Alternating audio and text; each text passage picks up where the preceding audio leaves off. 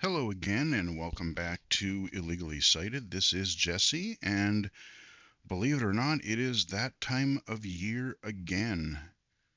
We are wrapping up 2025. It seems like just yesterday the year started, but at the same time, it seems like this year has been going on for like 7 years. Um, believe it or not, this is take two of these videos. Um, I spent much of yesterday afternoon as I'm recording this doing the first time, and it would have been fine except for somebody was a dumbass and left a thumb drive in the computer right next to the USB dongle from my new headset. And apparently, yes, it is a USB 3 headset, but or headset dongle, but if I have an all metal thumb drive next to it, it still does mess up the microphone from time to time. And yesterday, having done God knows how many hours worth of recording, I was like, well, I don't know that I have it in me to do these videos over again because they weren't as bad as like some of the other ones that cut out when I had my old headset. But at the same time, I'm laying there in bed last night going, God, I don't want to lease a crappy product. I don't, damn being a perfectionist, basically. And so we're going to try this whole re recording thing. And if this goes better, as it should, because I recorded part five already last night, because that was a little more choppy than most of them.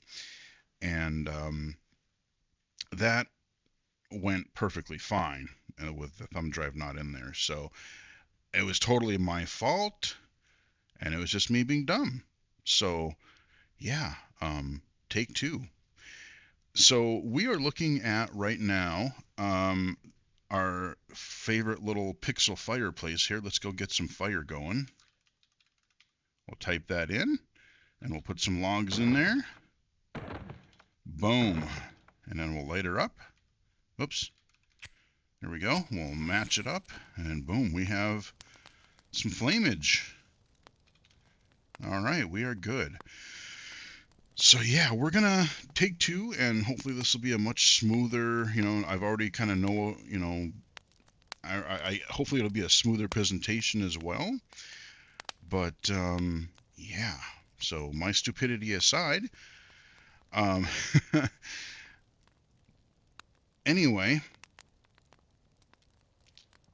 So the first day is all about the mainstream games. I've got 5 videos up for the end of the year. We'll cover some mainstream games. We'll cover some boomer shooters tomorrow. We'll cover some accessible games in the middle, and then we'll have some assistive technology, we'll talk about AI and glasses and all the things that I've been doing with that kind of stuff, some of the trends there this year. And then we'll talk about some of my personal highlights to wrap up the week. So, yeah, there we go. Before we go any further, I do just want to wish everybody a happy holidays, Merry Christmas, Happy New Year, and or whatever holidays you happen to celebrate. Hope everyone has a good holiday season and is able to spend it with friends and family, or if you're chilling alone like I will be, hope everyone still has a good holiday. And thank you to everybody for supporting the channel, for supporting my work. Some really cool stuff happened this year. You'll have to wait for the final day for some highlights, but there's some cool stuff, and I definitely want to thank whoever it is that helped with some of those. So, mainstream games. This is probably going to be kind of a long one because there were a ton of games this year. I know that the last few years, has been kind of rough for the game industry itself with all these closures, buyouts, mergers, layoffs, series of layoffs, more layoffs, which really sucks for the people doing the work, because it's never the managers, you know. But it's been an actual really good year for games. Like as a player, I can't keep up. There's always something new to play, especially with like indie games and stuff. There's always something interesting to play. So let's go through some of those that I played this year. The last couple of years, thankfully, I have been smart enough to basically have a list of games that I've kept a log of. And as I play a new game, whether it's a mainstream game or a boomer shooter or something accessible, I write it down right away because then I don't have to go back and, prep for these videos and go, what the hell did I play? So, yeah, I have this list, and turns out after doing yesterday's videos and then having to re-record part 5, I still even forgot a few things that I did put in the re-record of part 5, but here we go. So, early on in the year, Slope Crashers, kind of a cool little winter snowboarding game. I don't remember if that was in 1.0, if that was in early access, but we've had a couple, 2 or 3 different like skiing and snowboarding games. There was another one probably a couple years ago that's still actually in development that's kind of going for this SSX tricky vibe. But this was more of a, just straight up snowboarding kind of game that was pretty fun. Power Rangers Rita's Rewind. A little bit of a tongue twister there. This is a game that was, again, from kind of similar to like your TMNT Shredder's Revenge and that kind of a thing. And it was really neat, but it didn't hook me as much as I wanted it to. I guess I don't really have much reverence for the Power Rangers. I know about them. I've seen probably the first 2 seasons because my friend was into them. They came right after the Turtles. They kind of took the limelight, the spotlight away from the Turtles. Yes, the Zords and that thing was kind of cool, but it was cheesy at the same time. But the Power Rangers game, it was kind of neat because they did actually put some variety in there. You had your side-scrolling levels, then you had your levels where you were kind of going, forward, almost like a Space Harrier type of thing, and then you had these first-person Megazord um, levels where you were like dodging, and then they would swoop in, you'd punch them in the face.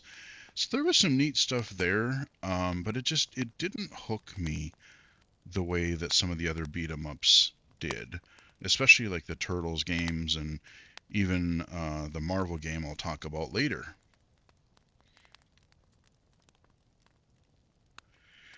Big Helmet Heroes, speaking of beat 'em ups, this one was pretty fun, and I never got around to finishing it, but it's one that I definitely want to. I played it on the PC and the Steam Deck a bit.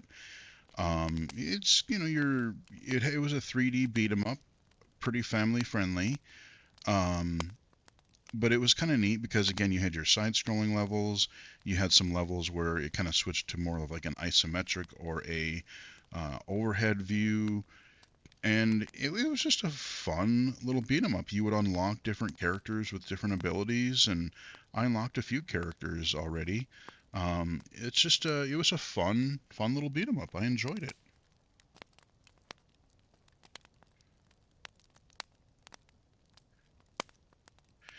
We Could Be Heroes. I guess I have a lot of beat 'em ups right in a row.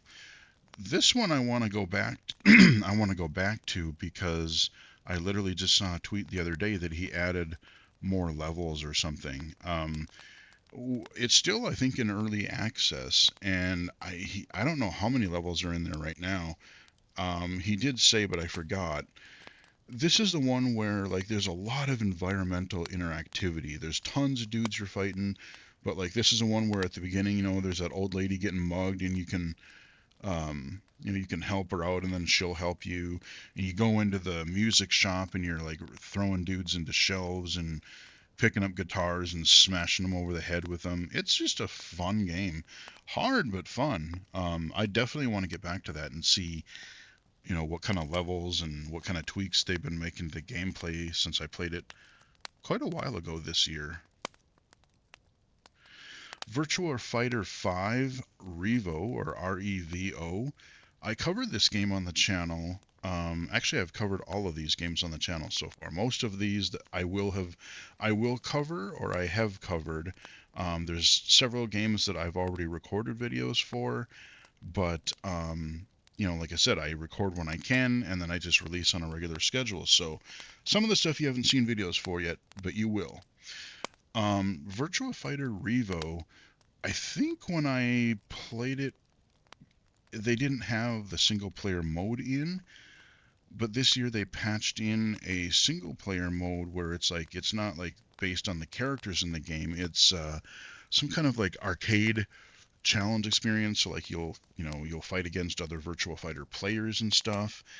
And I like having single player content because I'm so busy with all kinds of other projects and work and other things that, whether it's Virtua Fighter or Mortal Kombat or Street Fighter or any genre of game for that matter. Like I said, there's tons of games I played this year that I haven't finished yet. Um, but to devote time to competitive multiplayer, I don't have time to sit and master a character and things like that. So I like a good single player campaign, and I guess they added one. House of the Dead remake, I wanted to like this one. I remember playing the original House of the Dead demo on the PC in the late 90s. And this one would be okay, except the mouse cursor was really, was really hard for me to see. It was hard for me to keep up with. So I never really got very far, and it's kind of punishing. Like if you're not right up on there, like when a zombie or a monster appears, boom, you're hit, and a couple hits and you're done. So it's not that it's a bad game, but for me visually it was very difficult. I didn't even do a video of it because I'm like, I would just say I suck at it and I can't do this. Like I couldn't keep up with the mouse because it would blend in sometimes, and it's unfortunate because I believe House of the Dead 2 is either out already now or it's coming soon. So, fun little games if you can see well enough. House Flipper 2. This is another one I spent some time with, and I think it might still be in early access. I played the ever-living hell out of the first House Flipper. That was a pandemic game, I remember. But yeah, House Flipper 2, they made some nice improvements and new types of mechanics and things, clean things up a little bit with some of the UI. And it's just one of those chill games. I've been playing a lot more of these the last few years because sometimes you just want to chill. Like, don't get me wrong, I love shooting dudes in the face and beating people up and everything, but sometimes you just want to turn your brain off and do some tasks like power washing or house flipping. And they're really great games where I can do something while I listen to audiobooks or podcasts or other media, that kind of a thing. So House Flipper 2, I want to get back to it because I know they're adding more content to it. Because I think, like I said, I think it's still in early access, so there's still going to be stuff coming to it. Avowed, oh God, there were like 3 or 4 different RPGs that I briefly looked at this year, and again, I like them, but I just don't know when I'm going to have time to fully finish them. And thankfully, a lot of them I tried out on Game Pass this year, and some of them that we'll get to as well. Like I would like to own these on Steam eventually, so I'll pick them up likely when they go on sale. I get Avowed and Atomfall. I get them mixed up. But both of them were quite good, and I think if I remember correctly, God, were they both through were they both through Obsidian? I don't remember because the Obsidian's guys that make like Fallout and or Fallout New Vegas and the Outer Worlds games, which we'll talk about later. But it was nice to see that, you know, both Avowed and Atomfall had some accessibility features. Unfortunately, not really for blind players, but there were some things that helped with low vision. Um, Again, I wish these open world games would have better in-world navigation because I just am not a real fan of the whole find your little diamond or your little marker as you spin around. I really like the more arrow breadcrumb trail thing that some games are starting to do. But like I said, I want to play more Atomfall. I want to play more Avowed, but like I said, I don't know when I'm gonna. I didn't know when I was gonna find time to fully complete them, let alone all the side stuff that you can do. So they've kind of been put on the back burner when I one day may have time to play RPGs again.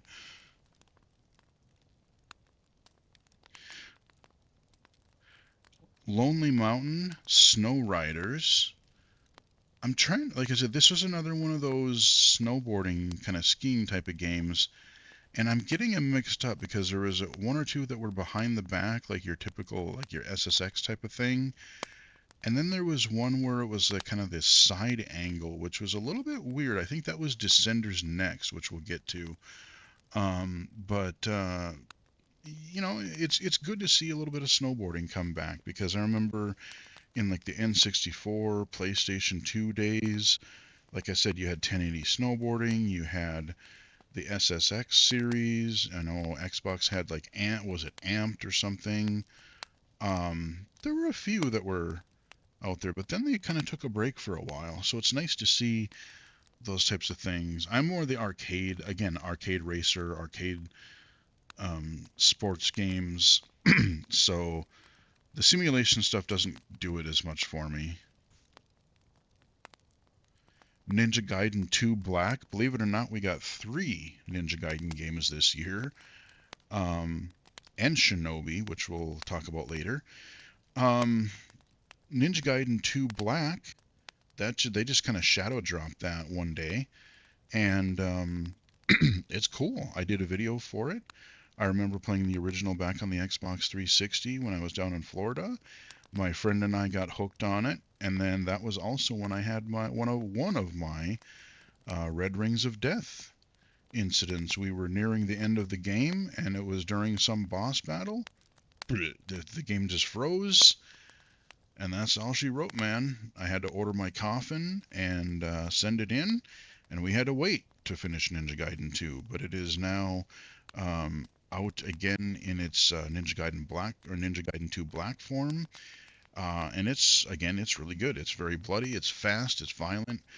And the thing that I like about the Ninja Gaiden games is so many games now, not that it's a bad thing, but everything is a Souls like now. Like it's just sort of got that kind of a slower, really punishing difficulty. Like you can just kind of tell, you know, whether it's like a medieval or futuristic or, you know, any number of ways that they've done these. And I don't, like I said, that's not necessarily a bad thing, but I like the fact that like Ninja Gaiden and like Devil May Cry, those games are just fast. They're hard, but they're fast. Like Ninja Gaiden, you can't button mash or you will get your ass kicked instantly. But if you know, once you get going and you're playing right, they're cool games. They're really cool games. A game about digging a hole. This was a fun little diversion for a few days. You're in a backyard and you're basically digging a hole. You got this big square opening in your square lawn in your backyard, and you just start digging a hole.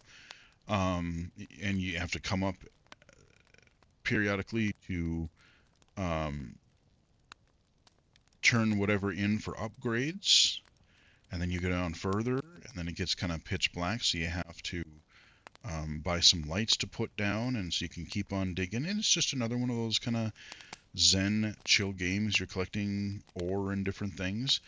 And there is a little bit of a twist to the ending, which I'm not going to spoil here, but the ending was a little bit of a surprise. But it was, a good couple afternoon fun diversion that I rather enjoyed this year. Ninja 5-0. This is a game that was originally a Game Boy Advance title. I still have the cartridge, actually. Um, it is a 2D action platformer. Think, what if Ninja Gaiden, but you combined it with Bionic Commando? It's really cool. It's really hard. The grappling hook is fun, and there's some finesse to it, so you really got to get used to how to use it, and you're rescuing hostages, killing other dudes. It's a fun but really challenging game. But it is out on modern platforms now, so because this was one of those games where it was, like I said, I got it. I picked it up used at a local GameStop way back in the day. But that cartridge has become kind of rare and expensive, so it's nice that the game is out there for people to play again. Cool game. Yeah, Descenders next. It's kind of weird because the first game was a mountain biking game, and it was third or first person, like you're behind the back. And that game was really cool. I really enjoyed that one. It was you were always on these little kind of like narrow bike paths going down these hills, and you had little bridges and things, and it always felt like you were just on the verge of completely wiping out, just on the verge of completely wrecking, which oftentimes you would. But the Descenders next game went to the winter, which was cool. But that's the one where I think they switched to more of the side perspective, which I didn't necessarily mind, but I was kind of hoping for a similar, like, hey, let's go, a typical third person, just the way that the Descenders one was. I like that perspective, and having an out of control snowboarding game like that would be great. Um, Streets of Rageness, another beat 'em up. I don't remember a heck of a lot about this one, like something specific that stood out. Um, it wasn't bad, um, but I don't have anything really that I can remember too well about it that stood out that where I can talk about it more. But it wasn't bad. Secret Agent Wizard Boy. I have not done a video for this because I haven't gotten around to getting too much into it. This is a weird little third-person game. It's like a darker, weirder, like mischief, Harry Potter kind of game. You're in this, kind of Hogwarts-esque school, and I don't even know how to describe it, but from the demo and what little I played of the main game, it's just weird. Um, it's kind of, like I said, it's kind of got this weird, kind of warped sense of humor about it, and you're causing kind of trouble around the school and doing quests for people, and I need to go back and play this one some more because it's an indie game take on like your magical school type of deal. Power Wash Simulator 1 DLC. I forget which ones were even this year, but we did get some before Power Wash 2 came out. Again, these games, Power Wash 1 and 2, have been just go-to games. I want to kick back and listen to something else. It's a game that I can just play. Love these games. And we had some nice DLC this year. Nubby's Number Factory. This was a one I heard about on a podcast or two, and it's kind of like Plinko run-based game where it's really kind of weird. Like you're bouncing these balls around, and then like between rounds, like you're getting upgrades to try to break the game so you get high enough scores so you can still continue. It's just kind of a weird little addictive game, but I got hooked on that for a little while this summer. Croc, Legend of the Gobos, have not done a video for this yet, but this was originally a PlayStation 1 game, kind of in the era where you had a lot of your, like Mario 64 competitors, people were trying to do like the Crash Bandicoot or Spyro or Croc. So it's a game for younger kids, but it was, a lot of people, I remember, like, they grew up with Croc, and so that is out, and I think they're doing Croc 2 um, soon as well. But this came out on GOG at first and eventually also hit Steam. Uh, Excuse me, stupid hiccups this morning. Um, but yeah, they're just fun little 3D platformers. Yeah, I talked about Atom Fall. The other thing about Atom Fall that was really interesting was I love some of the low vision accessibility that they did. I believe this was the one. Again, I get Avowed and Atom Fall mixed up, but I believe Atom Fall was the one where they gave you all kinds of just like text size options, and they said, "Oh, you want to make it extra ginormous? Here you go. Go for it. It might break the UI a little bit, but if you need it that big, make it that big." They had a high contrast mode and a couple other things. If they would have had full text to speech, and if they would have had like a navigation assist, man, I would have probably even got a lot more hooked on that game. And then I probably would have continued on. Again, these are two games I definitely want to go back to: Atom Fall and Avowed. First person RPGs that are quite good. South of Midnight, this was a cool one. Um, it's really story focused. It's kind of a third person. Mm, it's I would say action platformer. You're fighting, you're solving some puzzles, you're doing a lot of platforming. There are some chase sequences, and they had a lot of different accessibility stuff in the game. Again, unfortunately, not so much for blind players, but even for low vision, there were some helpful things. And they had a couple of accessibility features where you could skip certain types of things in the game. Like if there was a battle that was giving you a really specific hard time, I never skipped any of those. But there were these chase sequences throughout the game, and I completed a lot of them, but there were a few of them that were a bit difficult just because of like being, there was somebody chasing you and just getting through all the obstacles and seeing exactly where I was supposed to go. I had a little bit of trouble with that in a few of those chase sequences, so I did skip a few of those. But it also had the kind of Fable breadcrumb trail in the world for your primary objective. Of course, you could wander away and explore and find secrets and things, which I did. But it was really nice having that glowy trail go, oh, okay, this is where you want me to go. I can make that jump.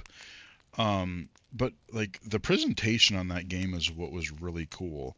It's, set in this bayou deep south, and the music in that game, there is some really cool music, and some of it tied directly into like the story. Like I remember early on in the game when you're climbing the tree to go face one of these boss battles, the song had lyrics that was kind of telling the story of this person you were going to meet or whatever. There was another sequence in New Orleans when you were in the streets. They had some really kind of catchy music there. But yeah, it was a fun little game that I did finish. South of Midnight, which in the Game Awards it did win the Games for Impact Awards. So yeah, South of Midnight, pretty cool. Peg Idol, this was like a it was like a Peggle Idol game I remember playing a lot of Peggle back in the day, but again, you start out doing it manually, and then you get upgrades where it automates it, and again, you're just trying to get all these upgrades and just completely break the game. And these idle games just have all kinds of strange quirks and twists and power ups that you're trying to do, and then you reset it, and then you do it again because then you have like all kinds of modifiers, or you start stronger and everything. I played a little bit of that this year. It was a fun little diversion. Immortals of Avium. I'm not sure if I'm saying that last word correctly. This is a game that I think got a little bit a little bit more hate than it deserved. People just weren't up on it. I thought it was all right. It's another first-person RPG, but what set this one apart was that you weren't using guns and swords and stuff really. It was primarily magic. So, you could cast spells with either hand. You had offensive, defensive spells. You could use them for puzzles. And the game didn't look bad. I got a fair way in, and I don't remember where I got stuck. I got stuck on something, and then I just never got back to it. But Immortals of Avium, like I said, they're trying something different, and I respect them for that. And I don't think the game was as bad as a lot of people were making it out to be.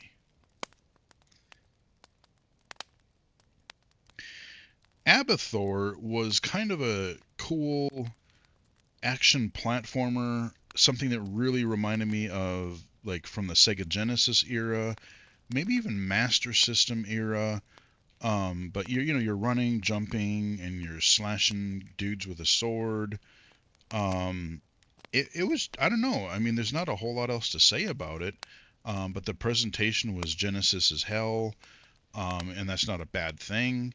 But it was just a fun little action platformer, and I learned about that one through Ryan earlier this year. He's like, "Hey, you got to check this out. I think you'll like this." And yes, I did. It was pretty cool. I like that. Oh, the Elder Scrolls for Oblivion remastered. Yeah, that game is another one that I could put hundreds of hours into, and I did when it originally came out. Um, Skyrim is great, but I have a soft spot for Oblivion, and we have an Unreal 5 version now. There's some really cool graphic and lighting effects, especially like around the Oblivion gates and stuff like that. Some cool lighting. Um, but it brings with it all the original gameplay and all the original jank, for better or for worse. And I remember early on in a quest, I would almost get like a soft lock, or like the quest broke to where thankfully there was another way out of that quest, and so instead of having the person follow me, I could go and find the item and bring it back to them.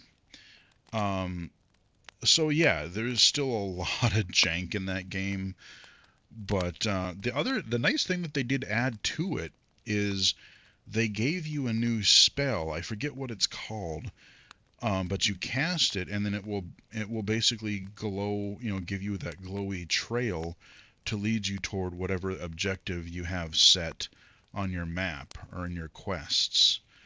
And that was really helpful, except for, again, I'm a dumbass, and I thought that you had to go learn it from somebody at one of the mages guilds in one of the towns. And so I'm spending God knows how many hours just trying to find this stupid um, spell. And if I would have paid more attention and just looked into my skill book, pretty much right at the beginning, you actually have it. You just have to map it to a key, then you switch it to that spell, and then you hit your cast spell button. Boom, you've got your guidance line. But no, I was looking for it because I'm like, why doesn't anybody? I mean, like, I'm doing quests so I can talk to some of the mages, and so that I can, hopefully be able to buy that spell from them. And I'm like, why doesn't anyone carry this stupid spell? And then I learned, oh, it's just me being dumb again. Cool. But yeah, I did beat the main campaign originally when the game came out, and so this is again another one that I will come back to again at some point when I have more time. But I didn't feel as much as I love the game, I didn't feel the need to go through it again. I played it for quite a while, but there's just so much other stuff to do and play that I will come back to that at some point because I love some Oblivion from time to time. Lumberjack. This was another goofy little mini, smaller game that I don't know if I've released the video for you guys yet. Um, you are this lumberjack. You have a cabin, and in the backyard you have this giant like wood. I don't know. I don't know what you would call it, wood processor saw thing, and you just go around the forest around your cabin, and you're just chopping down trees galore, and you're finding little gems and whatever for upgrades. And it's funny because at the beginning you have to get kind of right up next to your little chopper thing, and then you chuck the wood in there. But as you get upgraded, you can just literally from like hundreds of yards away, you just fling the logs in the air, and they automatically go into the chopper. It's just it's ridiculous. It's kind of cartoony, and again, it's just kind of this other chill game. It's kind of repetitive, but um, amusing. And there's a few other mechanics to it, but it's pretty straightforward and pretty chill. I played that a lot for a while this year. Doom: The Dark Ages. Of course, we've got to mention Doom. Shout out to them for winning the Innovation and Accessibility Award at the Game Awards. That's really cool. And again, I'm hoping that now that id and Bethesda have won that, and there was someone else that voted for Doom for accessibility category, and I forget who it was, but Ian Hamilton tweeted about it recently. And now that they've done that, I'm hoping that gives id more incentive for their next game to go, hey, we got some recognition for this. People are playing it that need these accessibility features. So let's try even harder for the next one, and maybe we'll get more blind accessibility for their next game. That would be fantastic. But Doom: The Dark Ages, thank you to id and Bethesda for including me in, again, you guys know I love the Doom series, and so I got invited to play the game early so I could, release a video at embargo time, end of embargo time.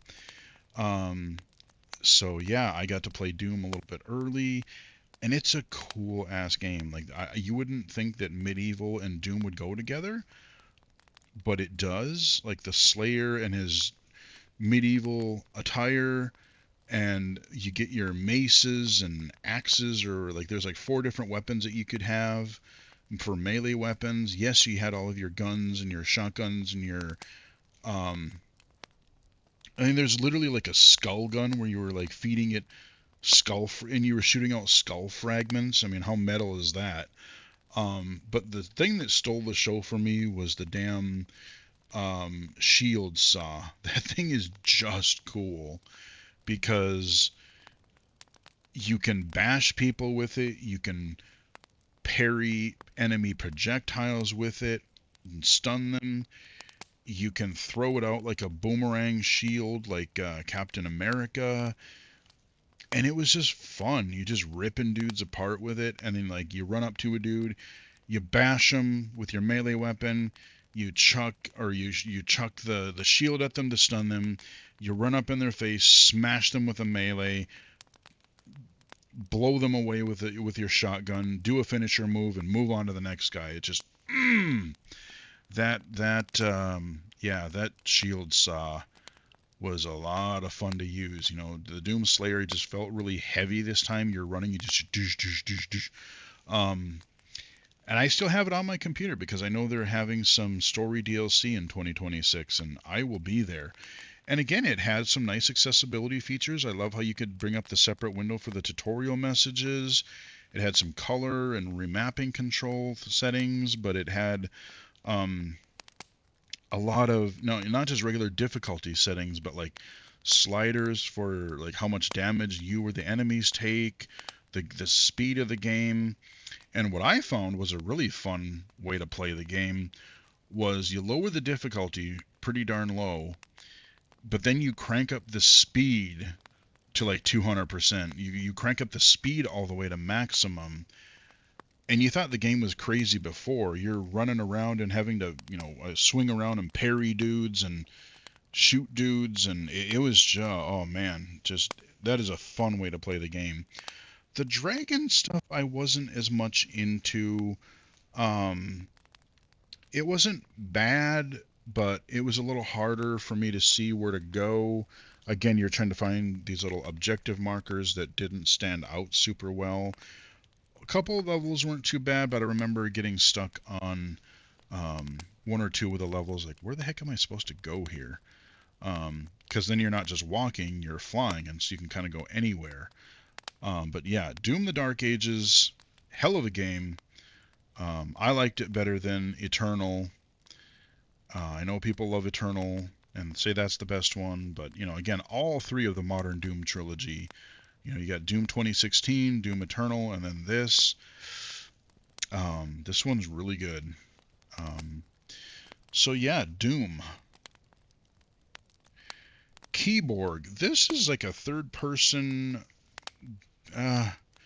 melee combat game, beat 'em up, I guess you would say. But you can basically, it's a run-based game where you just you're beating up a lot of guys, and between rounds, like, you can augment your character, like you can upgrade his suit or his body with different things, like your arm and your body, or like all kinds of different things. I have a video for it recorded yet, but I don't think I've released it yet, so you guys will see a video for that eventually. Alone in the Dark 2024. I didn't get around to playing it last year, so I did this year. And it's a third-person kind of survival horror game. You've got your, you've got melee, you've got some ranged combat.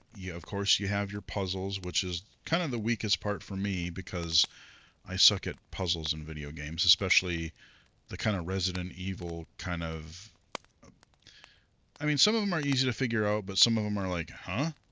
What logic did you do for this? But the presentation of it was really good. You kind of had this like early, what was it, like 30s or 40s, kind of a detective noir style to it. Like the voice acting was good. It's just a really neat presentation. I unfortunately didn't get a chance to finish it, but I really liked what I played. It was not bad. If you're looking for something different other than like Resident Evil, Silent Hill, this version of Alone in the Dark is, because there's been a lot of Alone in the Dark games. This iteration of it was not bad. TMNT Tactical Takedown. I love these games, the TMNT games, but this again, it's a tactics game. You have your grids, and it's turn-based. I tried to play it, and I did okay for a little while, but I kind of got to a point where I'm just like, I suck at these games, and I just kind of eventually gave up on it. But if you love Turtles, if you love more turn-based affair, I think you'll really like it. It's not that it's a bad game. It's not. I'm just terrible. These just aren't my kind of games overall. But I gave it more of a chance than I probably would for a lot of other ones because, like I said, it's TMNT. I love me some Turtles.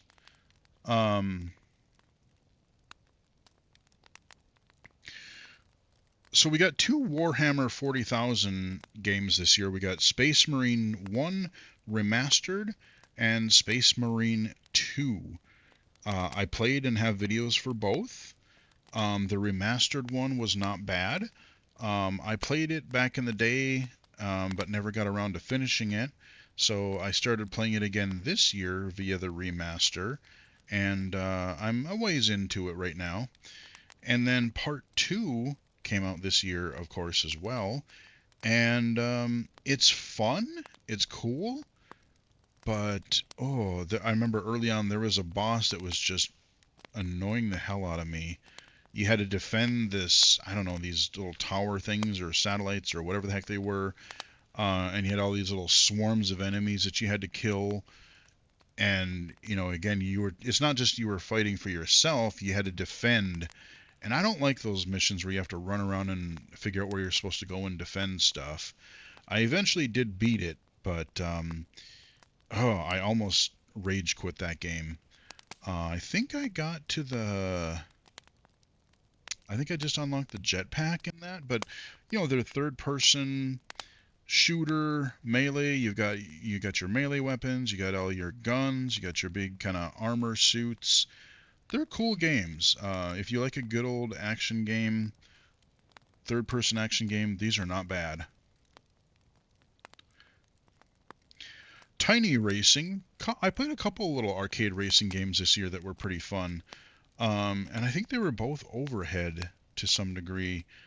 Tiny Racing was one of them. I think I have a video up there, but I don't think I've unlocked it for you guys yet.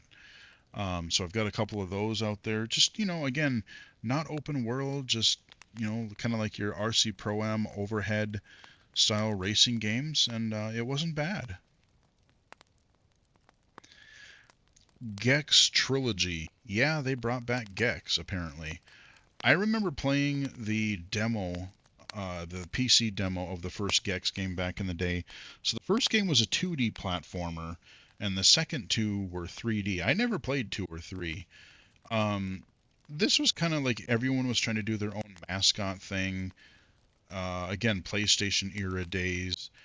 The whole shtick with Gex was he was this couch potato lizard who was obsessed with TV, and so you'd be playing, and he would, even back then, like some of the TV references and quotes were maybe a little bit dated, so it was really funny coming back like 25 years later and go, oh wow, okay, you made that reference? Oh, sure, okay.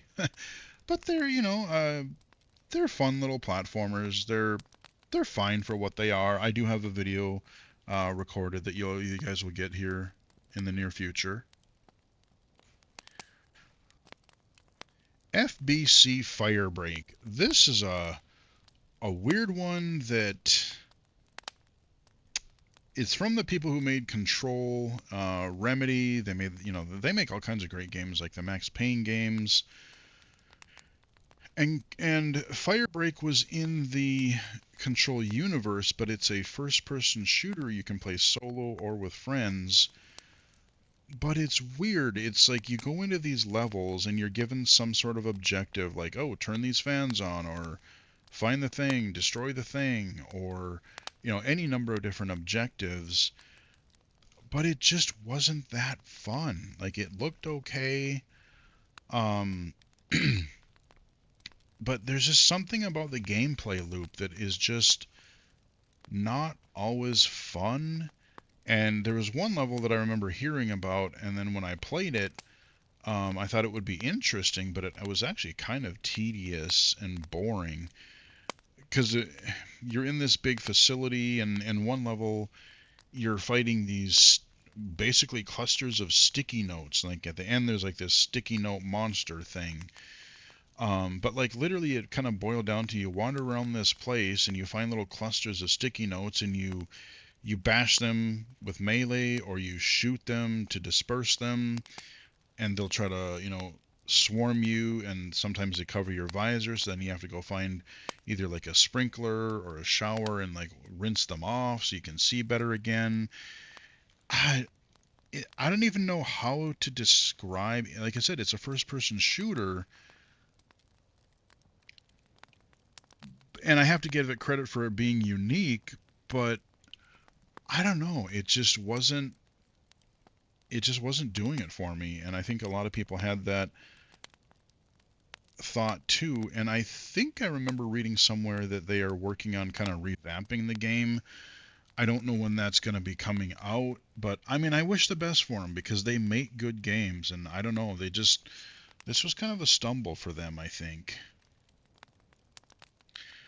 Wordatro. I did a video for this. This was kind of like your Balatro, but what if like Scrabble met Balatro?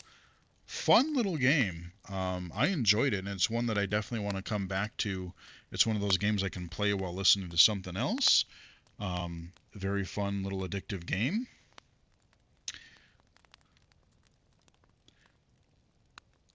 Little Racers Streets. This was, I believe, another. I think you could. I'm trying to remember. There's one of them that you could play overhead, or you could switch to a behind the car view. But yeah, I like a lot of these kind of indie racers that we're getting, and they're a lot more arcade racers. Some are overhead, some are behind the back. I think it was 2024 we had some really good ones. Uh, and again, they're closed circuit tracks. Not everything has to be open world. Um, I'm kind of getting open world fatigue, whether it's action or RPG or racing. We did have this game that I was kind of looking forward to, Wreckreation, WRECK, Wreckreation, and I did try it. It's from some of the ex Burnout people, but it's open world, and it was hard for me to tell where to go in some cases. So I want just some traditional.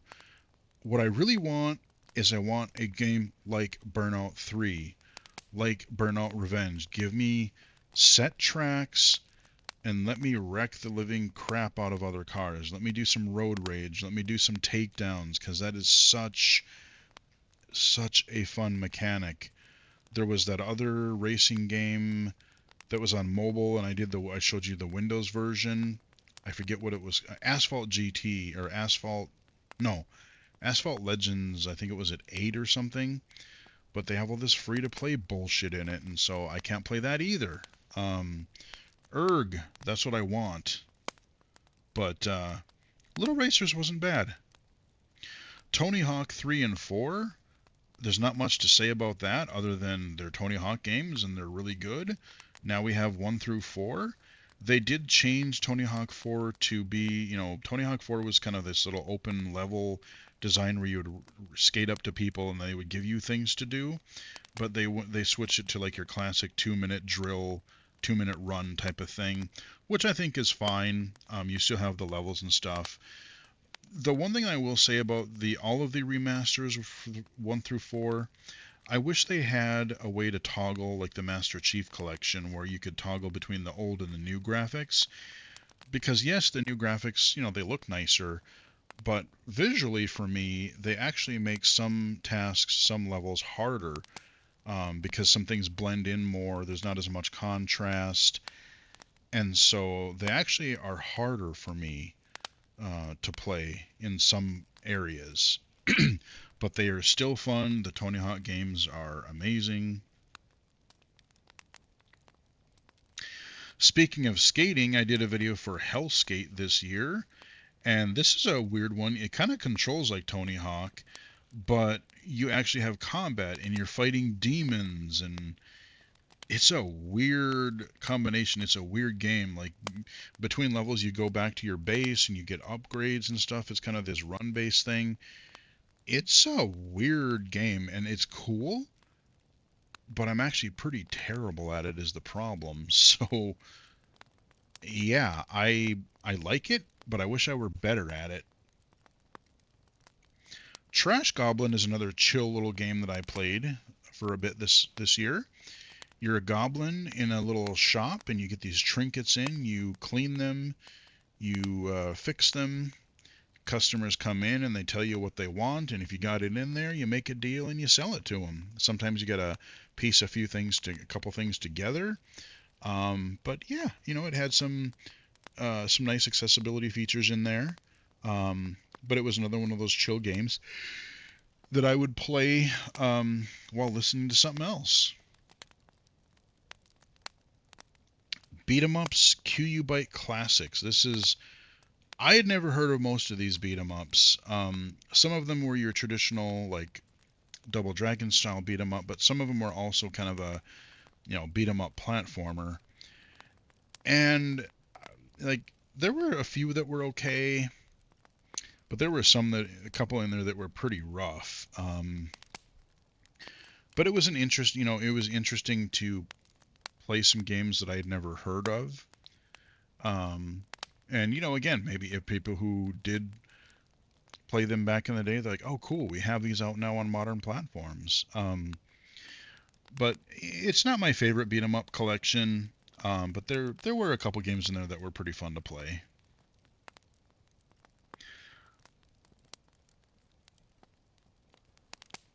Fallen City Brawl. I'm trying to remember. I think this was another beat 'em up.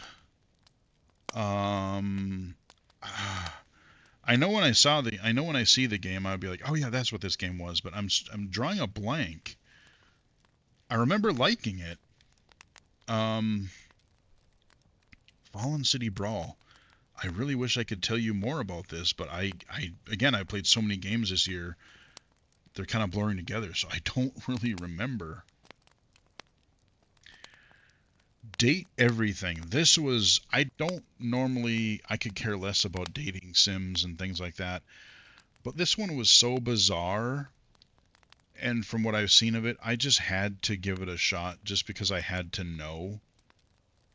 And it's a first-person game where you're in your house and you're sent these bizarro glasses, and then you find out that all of the items in your house, everything from like your bed, your computer, your TV, your staircase, your microwave or fridge, your water heater, your weights or your fan, all of these have these, like, you can talk to these characters that are these objects, and you can befriend them, you can not like them, you can like fall in love with them, and it's just weird. Like, it's fully voice acted.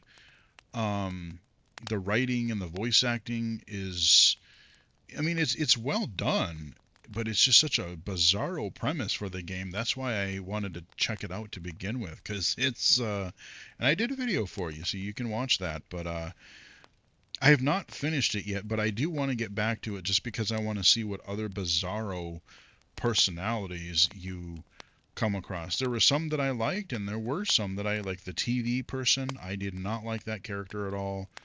There were a couple of other objects. I'm like, no, get away from me. I'm not talking to you again. You're annoying. Um, but what a strange game. And I'm glad that stuff like this can exist. You know, you're never going to find that type of risk taking from a AAA. The Rogue Prince of Persia, 2D Prince of Persia game, hacking, slashing, traps, platforming. Cool game, run-based, but I suck. I suck at it, so I wish I could tell you more about that game, but I never got very far because I suck. Gears of War Reloaded, yet another remaster. This one was remastering the original Gears of War, third-person cover shooter. Not bad. I beat the original, so I didn't feel fully compelled to play through the whole thing, but I wanted to see if and what accessibility features were there, and just see how how it looked, how it played. And it was fine. You know, if you want to replay Gears again, single player, multiplayer, you can. Luminous Arise, this is one that I really want to like, and on the base level I do. I did 2 videos for this one for the demo and one for the full game. And I like it is luminous. There's a lot of modes. I love the gameplay. And to give them credit, they do have a lot of visual features, like visual accessibility features for cleaning up the playfield and making things easier to see. But the one thing they still need to do, some levels more than others, the actual blocks themselves, they're not just blocks. They'll be different colors or shapes or objects, and some of them are very low contrast, or they have this shimmering, shiny effect to them, and any number of combination of things can make them really tough to see. And what I really want is some ability to say, keep the rest of the theme that you're going with for these levels, but let me choose a specific 2 colors for these blocks, because all the blocks are 2 colors. That's what it is. You spin them, you make cubes. And And if I could have that and make the blocks easier to see, I would be playing this game like crazy, because I love me some Luminous, and this is a good version of it. They basically did for like Tetris Effect, they did it the same thing for Luminous now. So presentation is great, but the blocks themselves is the main barrier that I really, really am praying for them to do something about, and I don't know if they will. Armored Core 6. I did not do a video for it. I don't think I will. I recognize that it's a really cool game. I played a little bit of it this year, finally picked it up on a sale. It feels really good to control the mech. It is a From Software game, so it is difficult, like your Souls type of games, but you're in a mech. The thing about it is, it's not the difficulty necessarily. I did get to the first boss, and I got really close to beating him, but I could never quite do it. But why I sort of gave up on it is because, as cool as it is, you have these giant open levels, and again, it's hard to kind of see where to go. There's rubble everywhere and everything, and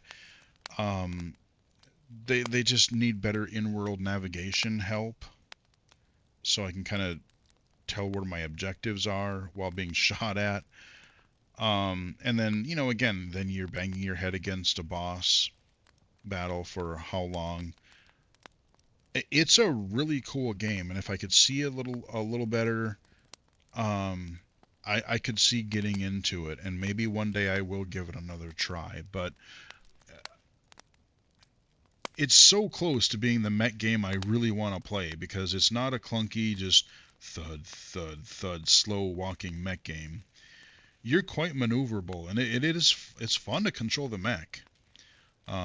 But due to some visual stuff and me sucking, I just couldn't get very far into it. Hollow Knight Silksong. Speaking of difficulty, I did try this via Game Pass. I tried the first Hollow Knight, and I just never really got into it. The vibe of it, between that and the difficulty, I just I love Metroidvanias, but this one just isn't doing it for me. Tried the sequel on Game Pass. I did a video for it, and again, I fully recognize it is a quality game, but I just don't have the patience for it right now. I think that boss that I got to, I think I could beat him eventually if I practiced a lot more, but like I said, it's not my jam right now. I recognize that it's a cool game, but yeah. Puzzle Quest Immortal Edition. We have a lot of remasters this year, but Puzzle Quest, I'm always about more Puzzle Quest, especially the first game. Oh god, I played when that came out originally. My friend and I played that so much for a while. And it's that game again, and they've updated some of the graphics, they've cleaned some things up, made things a little more streamlined, and the game board pieces, they made them easier to discern. They're actually all different shapes now, instead of just different patterns, so that makes it a little bit easier to see. Yeah, it's Puzzle Quest, man. It's definitely one that I've played a fair bit into already, and I'm going to play because, again, I can listen to something else and play me some Puzzle Quest. It's a good one. F125. I took a look at 2 EA games this year around the same time, F125 and FC26. So F1 is the Formula One racing game. I wish to God it had menu narration, because they went and added blind accessible racing. They kind of took some pages from Forza's book, and they made the racing blind accessible, but it doesn't have menu narration. It's such a bummer. And they said that they're not doing a F126 next year. They're going to add to this one, and so if they're going to do that, I would love to see them take the time to add some menu narration, because you could get a lot of blind players interested in this. I did a video for it. Check it out. FC26 is the soccer game. And its cool thing was it had a high contrast mode that they allowed you to use during actual live competitive gameplay, which a lot of people wouldn't let you do. So kudos to them for allowing this accessibility feature during multiplayer. The problem is I know nothing about, and I really have no interest in soccer. So I did the video, I fumbled around with it and played it a little bit, but it's not really a game that I'm going to come back to because, again, I'm not a soccer fan. But that's the thing, is that's why accessibility is important, because now I can choose whether I want to play the game because I can play it, not because, oh, it's inaccessible to me. So good job, EA. Power Wash Simulator 2. We talked a little bit about that already, but you know my thoughts on Power Wash Simulator games 1 and 2. 2 is really cool, though, because they made some really nice streamlined improvements. They fixed the soap system, so now you have infinite amount of soap. You don't have to have different types of soap for different surfaces, so it's actually more usable this time. You have scissor lifts, you have new tools, of course, all new levels and such. The other thing that I like what they did is they broke the tablet down into, like, it's not just a straight up list. They broke it down by the object. So they have, like, the main object, and then they'll indent like a little outline, so it's easy to see, like, oh, okay, I need to go find this object and go clean these pieces. And when you get down to a few items left to clean, you have these little bullseyes in the world to go, hey, if you're not sure where to go here. I wish they were a little bigger because they sometimes get lost in the environment, but they do help, because it's like, wait, where do you want me to, what ledge do you want me to clean? Which one of the 20 ledges do you want me to find? So having that bullseye thing actually does help quite a bit.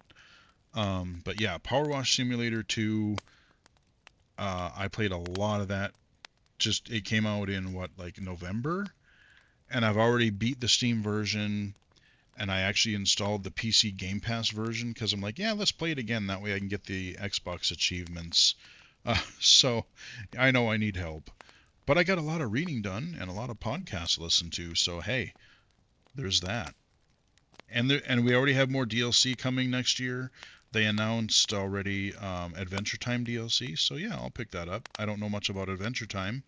I haven't seen too much of it, but it's more Power Wash, so of course I'll buy it.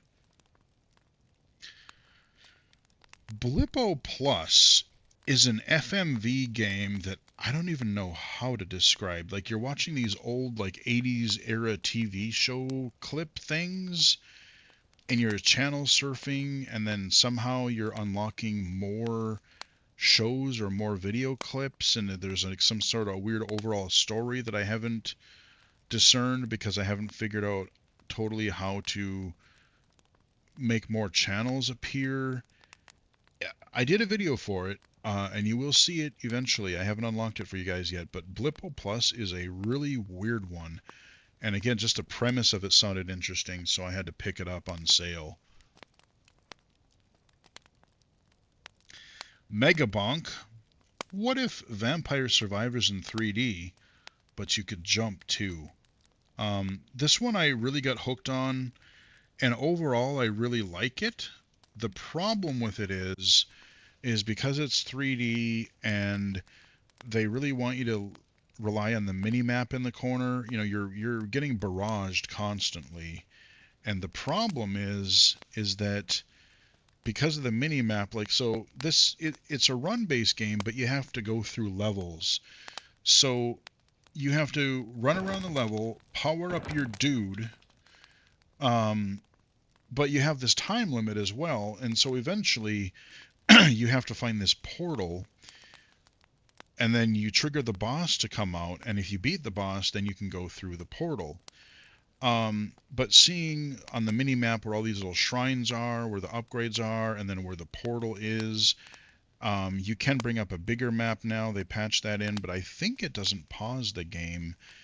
And so Vampire Survivors, it's, you just kind of keep going and you survive until the end. And yeah, you can go towards certain objectives, but again, just trying to figure out where I'm supposed to go so I can power up quickly enough and still get to the boss and beat said boss is giving me a little bit of a problem. So as much as I love the game, there are some things about it that I wish if they would have like some sort of in-world, like give me a Crazy Taxi era or Crazy Taxi style menu, or not menu, arrow at the top of the screen to say, hey, you can go wherever you want, but if you want to go toward the boss portal, here's where it is. That would help immensely. And then it wouldn't be so bad. But Megabunk is still pretty awesome.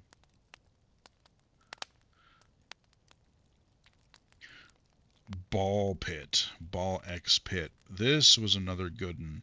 This is one of my highlights for the year. I played it quite a bit when it came out, but then recently I started playing it again and got really hooked on it. I've unlocked all of the levels, most of the characters, and I think I got to do a little bit more. I got to beat the final level, and I know we're getting more DLC next year, but Ball Pit is basically what if like Vampire Survivors met Breakout. I just did a video for it recently, so check it out. It's a lot of fun. Really enjoyed that one. Vladik Brutal. Kind of a Russian Half-Life type of game. It's pretty neat. Again, I don't have a whole lot else to say about it other than it's kind of got this Half-Life vibe, but it's also kind of got this kind of, like I said, Russian, Soviet thing going on. And I haven't gotten too far into it yet because I just started playing it fairly recently, but it's not bad. It's not bad if you want a little bit of something different, but a little bit of Half-Life type of gameplay. Check it out. Ninja Gaiden 4. I started that game this fall here. So I have not played the 2D. I did a demo time video for it, but I have not bought or I have not played the Ninja Gaiden Ragebound, so that won't be on here. But Ninja Gaiden 4 is one that I absolutely will be going back to. But so here's the thing. Because I had so many things going on and so many other things to play, I had to check out the accessibility for it. And it does have some really nice accessibility. I would say it's almost blind accessible because it has some nice things like being able to turn the camera toward your objective and everything and a high contrast.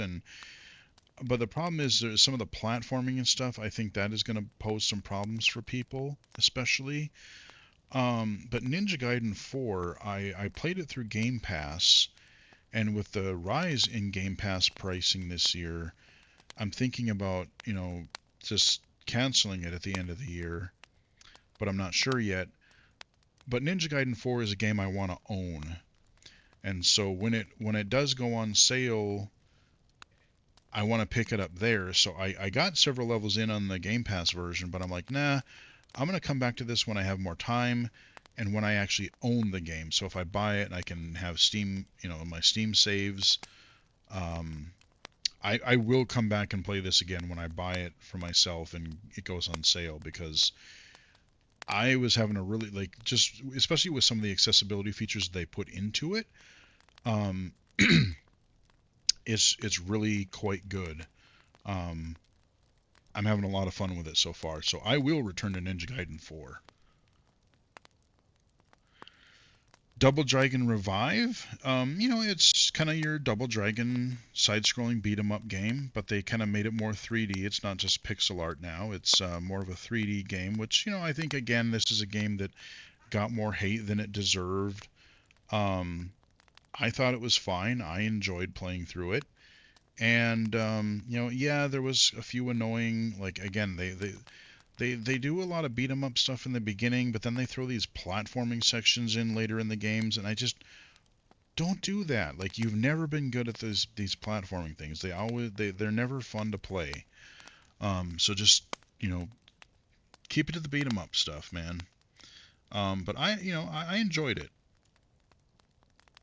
Absalom, speaking of beat 'em ups, Absalom is another one of my highlights this year.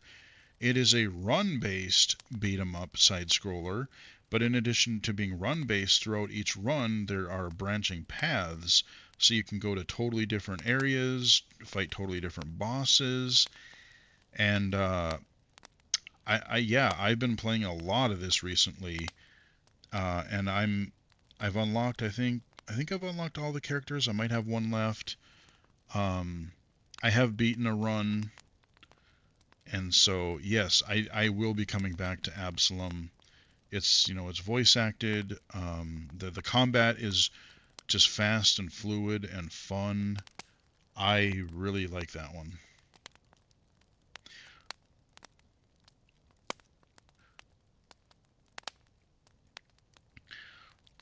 Dead is Disco. The full game is not out, but I put it on here because the demo was really cool. It's a 3D beat 'em up, but it's rhythm based, and I was digging what I played. Like I said, it's rhythm based. It's tied to the music, and you were fighting on the streets, and then you were fighting in the subway and dodging subway cars that were gonna mow you down. I really want to know what this whole thing is what it's going to be, because it's going to be fun. Emergency Cleanup Company. Again, it's another one of your Power Wash Simulator-esque games, but you're helping people with jobs and cleaning up their place and fixing things up a little bit, and it's just kind of a little chill game that I use to listen to other media. I've got a video for that coming out here pretty soon.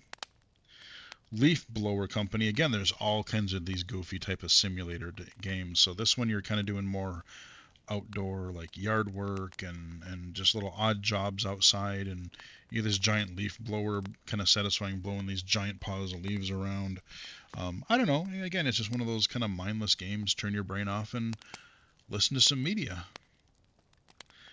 Shinobi Art of Vengeance. This is one that I really want to like.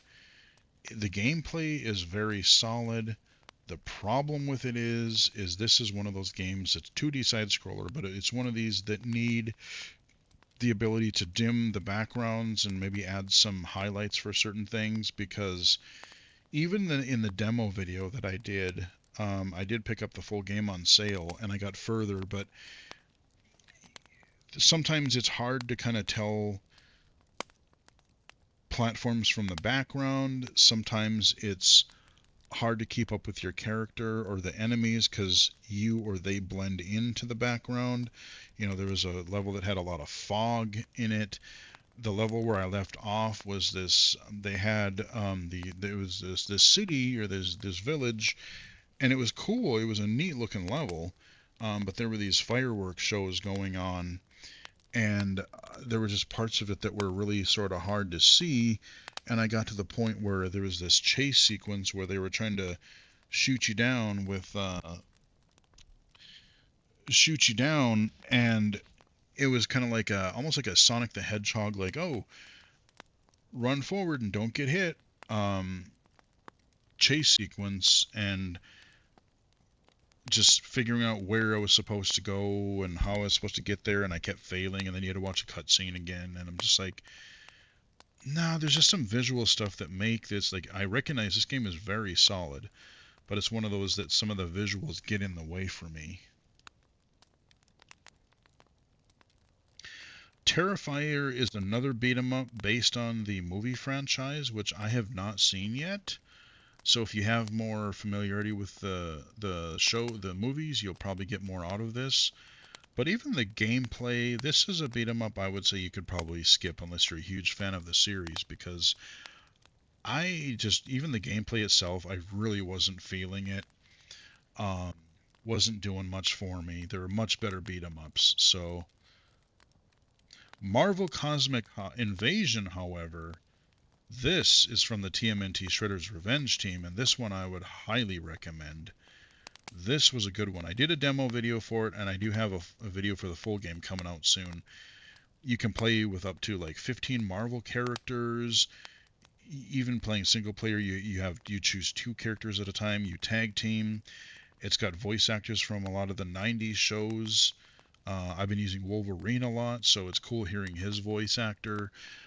But it's fun, like pairing up the different Marvel characters, fighting the enemies. It's just a fun beat 'em up. This is one I absolutely I'm a few levels in, and I absolutely want to get through this campaign over the little holiday break when I take a little vacation here. This is one I want to finish, and I'll probably play. Well, I will definitely play over and over again because again, I want to try the different characters. It's X-Men, Spider-Man, Hulk, Venom, and some of your more deeper cut characters. So, and they're probably going to do DLC for it. So, would love to see that. Would love to see Deadpool come in maybe. But yeah, very good beat 'em up. Highly recommended. Audiomech. This is one that was announced at the Game Awards. It's not out yet, but the demo is out there. I wanted to mention it here because it is a little bit of Geometry Wars, but they call it a platformer, but it's like a dual stick thing. Everything is tied to the music, both like how you move around the world, but also the level itself and the enemies. It's really neat. Check out the video. I don't know really how else to explain it. It's kind of a fever dream. Captain Blood. I did a demo video for this a while back, but the full game is out now. It's more of a 3D beat 'em up brawler, but then you have other little things like you're firing cannons. It's a pirate themed thing, so you're firing cannons at people, and I'm stuck on a boss right now, but it's a fun little beat 'em up. Outer Worlds 2. This is another RPG again that I took a look at on Game Pass and said, yeah, this is really cool, but I don't have a lot of time to devote to it right now.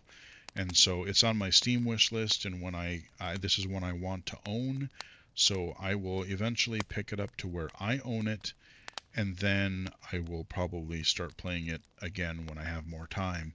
But I like the Outer Worlds 1, the Outer Worlds 2.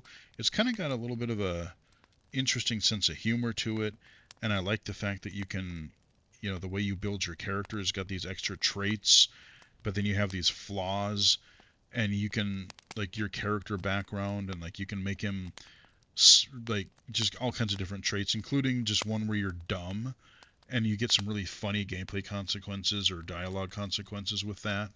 But Outer Worlds 2 is one that I will be playing a lot more at some point. And that is some of the mainstream games that I played this year. There was a lot of demos that I played as well. I did not include many of those. I know I put a few demos on here because they were standouts, but a lot of the AAA games, the big ones, your Battlefields, your Call of Duties, and Expedition 33, and some of these RPGs and stuff, they just, I don't know, I just really didn't have interest in them. So, a lot of the games that maybe were really focused on during the Game Awards, your big budget AAA stuff, I did not play a lot of those this year. A lot of indie stuff. And tomorrow, we're going to be talking about shooting dudes in the face, because we are going to be talking about one of my favorite genres, the boomer shooter, the retro FPS. So with that, we're going to wrap it up here. Hope you guys enjoyed the video. Give it a like if you did. Follow me on Twitter at BGFH79, Blue Sky at Illegally Cited, illegally-cited.com, and right here on YouTube. Until next time, I will chat with everybody again later.